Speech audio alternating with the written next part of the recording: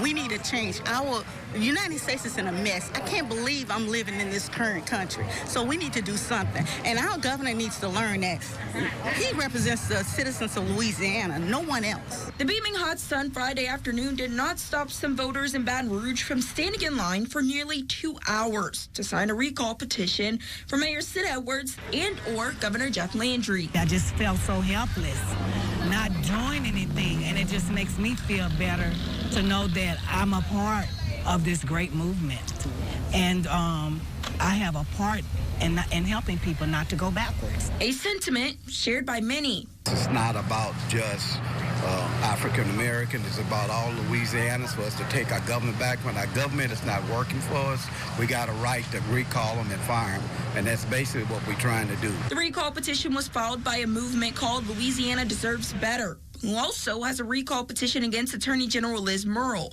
To recall Mayor Edwards, they need 50,000 signatures within 90 days. For Governor Landry, 600,000 signatures are needed within 6 months. This guy is ruining our state. He's wanting to erase black people, voters, at all costs, and that's not what I signed up for. But WBRZ political analyst James Hartman says the recall petition process is very complicated. Governor Landry is up for re-election in just 17 months. So this would have to move very, very quickly. Quite honestly, it's a quixotic effort. Voters and petition organizers have a huge task at hand. As Hartman says, there has only been around 1 or 2 successful recall petitions in the state of Louisiana, and they were in small municipalities. We couldn't get the momentum to recall Governor Kathleen Blanco after the debacle of Hurricane Katrina response.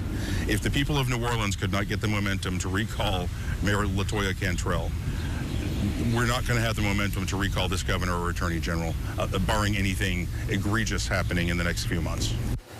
We reached out to Governor Landry and Mayor Edwards' office for comment on the recall petitions and the turnout today. We have not heard back from them yet.